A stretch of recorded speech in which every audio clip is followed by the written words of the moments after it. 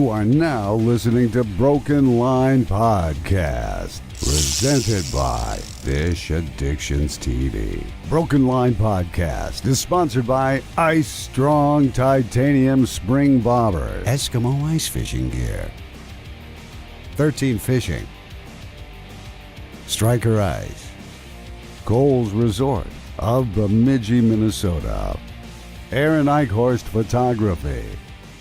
Okay, so we are starting a new segment called After the Bite with Fish Addictions TV, and this will be episode 1.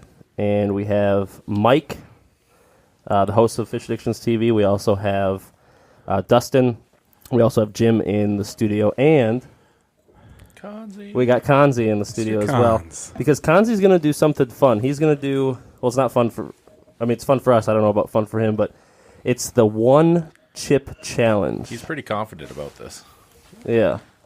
It's a Carolina Reaper. And I hope it goes a lot worse than you're expecting it to go, because that would be very enjoyable for us. So, on top of our cameras that usually are filming, we have this goofy looking hat cam. So, there's really no rules to it besides, actually they do have a lot of rules, but there's no rules for us besides you're locked in and you can't get out. So we're going to start the podcast out with just hold the chip. Don't open it yet, though. Just one chip. Yeah, just one chip. So this chip is very hot. They say don't touch your face, don't touch your skin, all that good stuff. No. So during this whole podcast, he's going to be sitting there, and he's going to be on camera, on fire, I hope. Kanzi cam. Yeah, so he's got the Kanzi cam going. We like to have a little bit of fun, so that's what we're gonna be doing. Also, you're lactose intolerant, right? So you can't have milk, and milk's usually a good thing to have with something that's What devilish. do you have, Brian?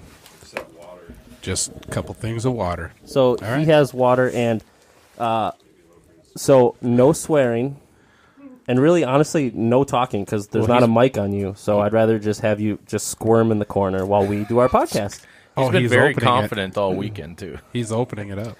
All right, so he's opening it up. So he's going to enjoy that, and we're just going to get into it. Yeah, so we're starting a new podcast segment called After the Bite, and that's where we do like a recap after an episode. All right, I'm going to smell this thing. I want to smell that. Just this smells like a burnt chip. I don't know. You pass it around the room. Make sure we all know the pain he's going to go through. We're going to pass the chip around the room. So, for the people who are just listening and not watching, I think I got some of my nose hairs. maybe you want to just quickly, once in a while, check in and see what the Kanzi Cam's up to on YouTube. Oh, absolutely.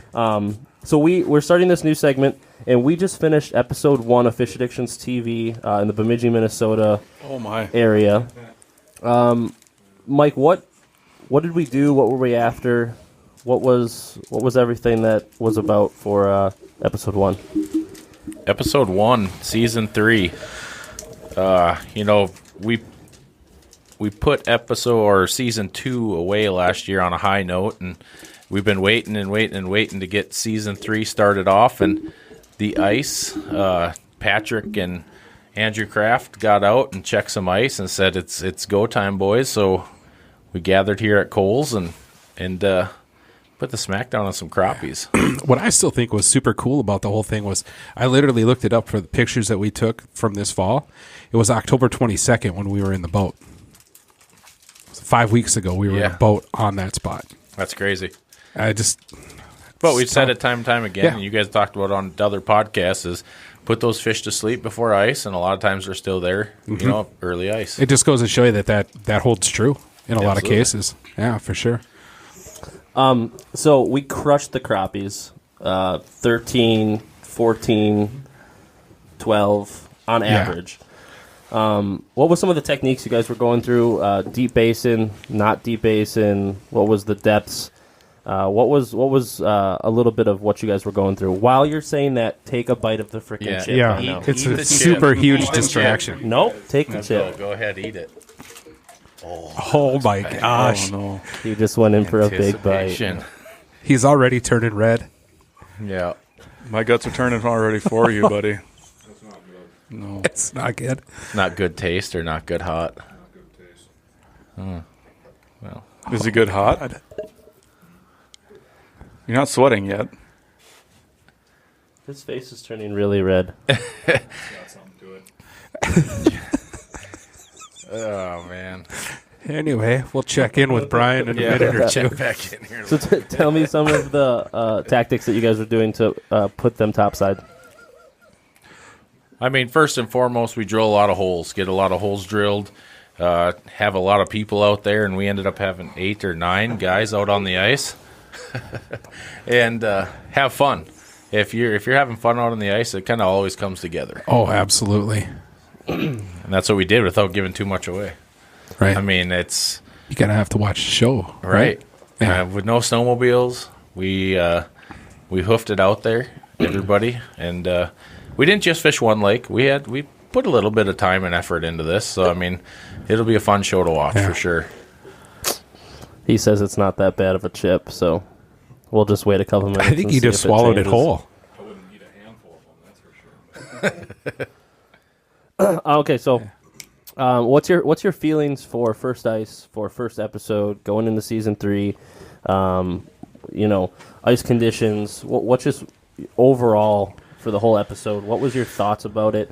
Are you excited for it? Obviously, you should be excited for it. But Absolutely. What's your thoughts on the first episode of this season?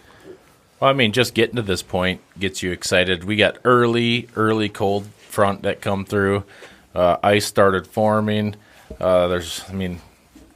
It's just we've been waiting for this, and it came earlier than we were actually ready for. And here we are, right after Thanksgiving, filming episode 1. We did not think we were going to be in this point at this part of the venture, and we got one down, but now there's a warm front coming, and Konzi is turning red. And his eyes are starting to water. it just hit him. He was standing there all cool, and then he started going. His eyes are starting to water. Okay, so you wanted to talk a little bit about Markham with him? Yeah, Mike. So this year is something new it's new for me, but that whole M Series Markham flashers with the lithium base. What did you think? Before you say anything, the GoPro deal is an awesome idea for anyone out there doing social media with the shuttle. You can plug your camera right into the shuttle and unlimited battery pretty much. We get asked all the time, like, what do you guys use to film yourselves and do all that kind of stuff? Well, this shuttle takes that to the new level because you never have to turn your GoPro off, before we switching batteries and making sure that we situated ourselves right. And here you can leave that thing running all day and just press the record button when you want, which is really cool. Other thing, talking to guys that have run it, obviously this is our first year with Markham, so we're still learning the product as well. But things I really, really was impressed by was, first off, that the ability, the camera ability. Second off, if you are a night fisherman, that LED light on the front is super bright. You probably don't even need to bring a flashlight anymore. No. And just having that, we do a lot of trips where maybe a guy would forget his flasher in the trailer, or we don't have access to power, where we might bring an extra battery before. This one's going to last 2+ days. Yeah, I know. I know for me, when I was doing some hole hopping, one of the first things I noticed was I went to pick it up, and I'm used to the old standard NiCad battery, and just about threw my shoulder out. I mean, I can't believe how light that is. And the second thing I noticed was that I was running the M3, how quiet. It was super, super quiet and bright. I loved it. Awesome. I thought I'm really looking forward to putting her through her paces. But you're right. That lithium base, I got, we got off the lake just before dark, but I got home and I was kind of playing around with it, and I turned on that light to see how bright it was. I was skeptical. Oh man, you aren't kidding. You can use that as a flashlight on your way out if you need to. I mean, absolutely. Yeah, and it's well thought out, and you can use that lithium base for whatever other. His throat's burning. You can put multiple different flashers on that base as well. You're crying. He's tearing up. I won't call it crying, but not yet. Yeah. Scratch your eyes. His eye literally is ready to roll a tear out. Wow. You know what? You're handling it better than a lot of other people. Yeah, we watched a few YouTube videos, and they were really going. Now I'm feeling like they were playing it up. Yeah, now I feel like this is a joke. No, because if it was a guy like me that did that, Oh, yeah. I would be one of those YouTubers. Yeah. I would be on the floor in fetal position right now crying, and I would be begging somebody to bring wet rags to keep me cool. No swearing. No No swearing. swearing allowed. Yeah, I don't say. I was with the Markham from my perspective, from obviously the production side of it. I can't wait for the staff members and other people out there to be able to just throw, like, a lot of these guys have the Session 5, so it's the little one, the GoPro, and they just attach it right onto that top of the handle on the Markham, plug it directly into that shuttle, and they got all power, so they can do 2 hours, just as long as the cold is going to drain battery, but if you're plugged in, you're good to go, and I think that's cool. Plus, you can charge your cell phones and stuff, but from a production side, it's going to hopefully add a lot of production to us because different staff members are going to be able to film themselves and film themselves walking and doing other stuff that all because of that battery super pack. smart design, putting those quarter 20 thread ports on there or those inserts. I mean, Kind of all over 4 different spots, I think they're on there.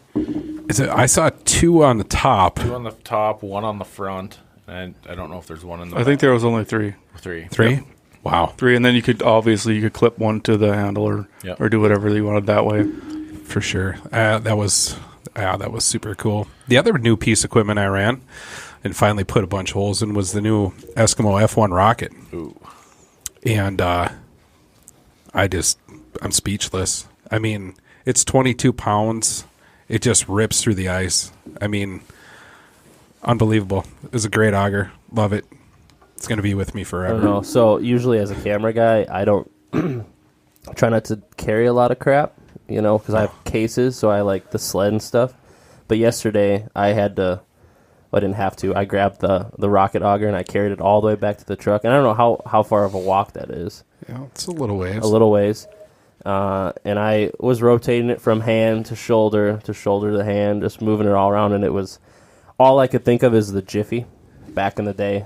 The big Jiffy, and I'm like, there's no way. I would just strap it. I'd let it slide on the ice, and I'd carry it with a rope behind me. Those are heavy, and so with that, I was more than happy to carry it because it wasn't extreme, for sure, size wise. Okay, but is there any information we can give away this episode without as a sneak peek type deal? Because obviously this is going to come out just before the episode's released, but is there any secret thing that you could talk about the episode, or no?